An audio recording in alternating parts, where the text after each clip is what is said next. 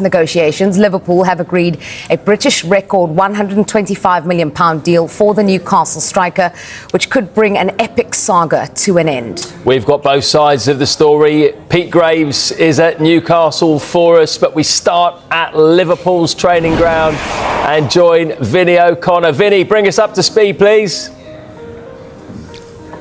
Yes, well, we know that Liverpool's spending is going to continue, and again, they are spending big. They are going to pay Newcastle that flat fee of £125 million.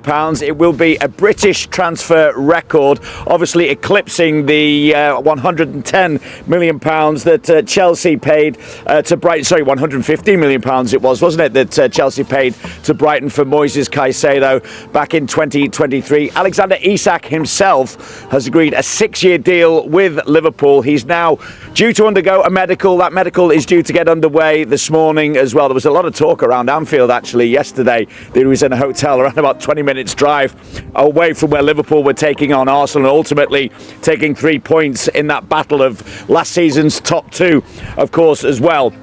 And you mentioned the fact that this has been a transfer saga throughout the summer. Of course, Liverpool having that £110 million bid for Alexander Isak rejected by Newcastle earlier in the window. Newcastle were looking for around about the £150 million mark, but obviously they have reached a compromise on the fee. Also helped by the fact that Newcastle look to be getting a striker through the door as well in terms of an ideal replacement for Alexander Isak, and that ultimately has helped this deal along as well. And we're just looking at when Alexander Isak can start really making an impact for Liverpool. Of course, he is 25 years of age. He will turn 26 next month, of course. Newcastle paid £63 million for him back in 2022 to Real Sociedad. 54 Premier League goals in 86 Premier League appearances. Only 8 of those appearances as substitute as well. But looking at what Liverpool have got coming up after this international break, well, first of all, it is Burnley away, then it's Atletico Madrid at home in the Champions League. His first potential home game for Liverpool could come in no bigger occasion really than a Merseyside derby at Anfield as well. And then after that, it's Palace away, Galatasaray away, before Chelsea away at the start of October. So all gearing up very nicely for the start of Alexander Isak's Liverpool career. He has obviously still got to put pen to paper as yet, complete that medical. But of course, the set fee is £125 million, and he is set to become a Liverpool player on deadline day. Big fee, big news. Thank you very much, Vinny. Let's cross live to Newcastle and speak to Pete Graves. Pete, good morning. Newcastle get a British record fee, but how will Isak be remembered there? Hi, Julia. I think, unfortunately, Isak will be remembered largely by the way he's acted this summer and not by his performances to the last couple of seasons on the pitch. A lot of disappointment up here, I think, from supporters, but also within the club, you would imagine, at the way that this has played out, with a player refusing to go on pre-season tours and refusing to play in matches, and ultimately, despite the fact that Liverpool came in with that £110 million bid a couple of months ago now, they feel like they've stood firm and ended up getting a fee, as we said, set fee of £125 million. But as far as Newcastle United are concerned, the total package worth just north of £130 million to Newcastle United. So they're relatively happy with the fee they've ended up getting, when there was a time, maybe a few days ago, where they thought that they might not see Liverpool return to the table. But they feel that they're happy with the fee that they've got for a player who clearly didn't want to be here.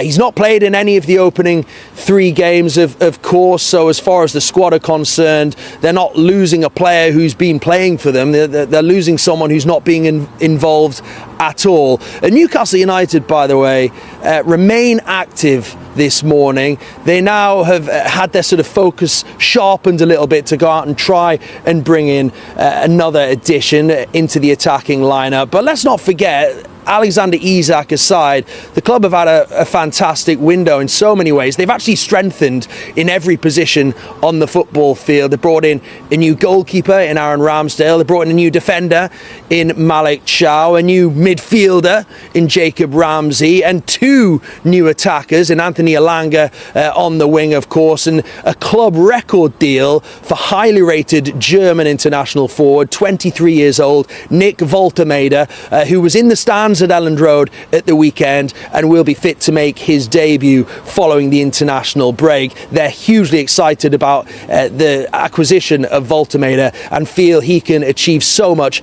in the Premier League. 6'6" and a towering centre forward, and someone who can come in, and Eddie Howe was saying on Saturday after the game, he's got all the attributes required to be a top Premier League player. So they've had a good window already, and as things stand this morning, they remain active. We know that they've been trying to bring in another centre forward. They've had talks with Wolves over Larson, and you think Johan Wissa would probably be the one that they'll push hard for today. They've already had a bid of £40 million rejected. We saw Johan Wissa put out a statement yesterday saying he's desperate to leave Brentford. Although Brentford are keen to keep hold of him, you just wonder whether Newcastle will go in and tempt them once again with another bid now that they know Isak is on his way to Liverpool. So it's all geared up to be a very, very busy day here on Tyneside, and as always, we'll keep you right up to date here on Sky Sports News. Great stuff. Thanks very much, Pete.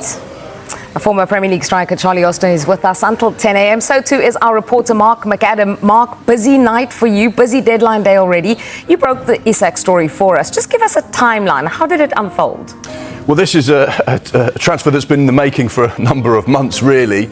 We reported 45 days ago that Alexander Isak had said to the hierarchy at Newcastle he wants to explore the avenues of a potential departure from St James's Park over the course of this summer. He made it quite clear that he didn't see his future at Newcastle United, and therefore him and his representatives were going to explore what was out there, what was possible. The price tag was 150 million. That was the starting point as far as Newcastle were concerned. And that basically said to the footballing world, only maybe one or two clubs can actually afford this deal. Real Madrid and Liverpool. No one else really, maybe Saudi Arabian sides could afford to get to that type of cash. So straight away, it ruled out most of the footballing world. But of course, there were another set of provisos put on any potential transfer, and that was, we need a replacement. That's going to be difficult to find, and they have to get to the fee that we're comfortable with.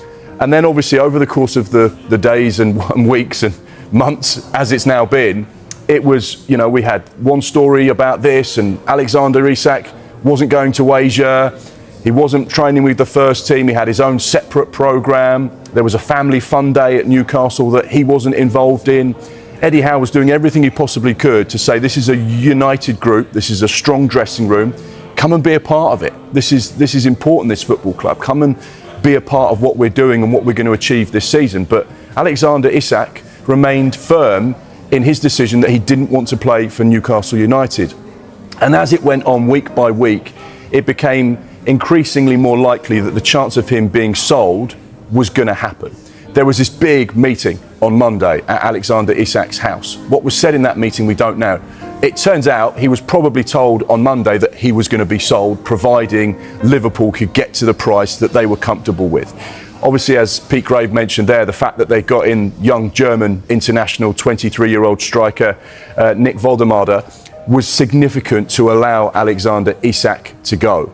And then late last night, after a few days of no contact between PIF, the owners of Newcastle, and FSG, the owners of Liverpool, it became apparent that a deal had to be done because time was running out. With less than 24 hours to go, we got confirmation that the deal had been agreed between the two parties and that Alexander Isak was free to travel to Liverpool this morning to undergo the formalities of the medical. So it's been a saga. It's been one of those transfers that we'll probably sit here and talk about in 2 and 3 and 4 and 5 and 10 years' time, because right now it's a Premier League record. It's a huge deal. It's two of the biggest clubs in the country fighting over the best striker in the world, and Liverpool have got their man. And, I sat here and said 3 weeks ago, I don't think he's going to go anywhere. I think he's going to stay. Eddie Howe made it quite clear he wanted Alexander Isak at the football club. They tried to get replacements. It looked unlikely he was going to stay. But then things change, and that's the great thing about deadline day and any possible transfer. You can say one thing and be 100% certain, and then it changes within minutes. And that's why we love it so much, because it's so unpredictable. Tottenham have just shaken up the football world with a blockbuster signing that nobody saw coming. The North London club have officially landed Dutch wonderkid Xavi Simons from RB Leipzig in a jaw-dropping £51, 8 transfer, and the excitement among fans is already sky high. At just 22 years old, Simons has already built a reputation as one of Europe's brightest attacking midfielders. With 22 goals and 24 assists in only 78 appearances for Leipzig, plus 5 international goals for the Netherlands, he has the stats, the flair, and the star power to light up the Premier League.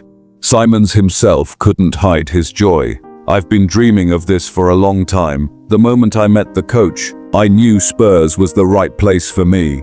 That passion alone is enough to send Tottenham supporters wild."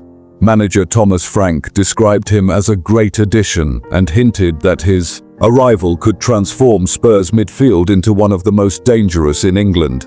With Joao Palhinha and Mohamed Kudus already joining this summer, Tottenham are clearly building something massive, a squad that could finally break the barriers and challenge at the very top. But here's the real twist. Chelsea tried to hijack the move, while Arsenal swooped for Eberechi Eze. In the end, Spurs struck gold. Could Xavi Simons be the signing that finally takes Tottenham to glory? Fans certainly believe so.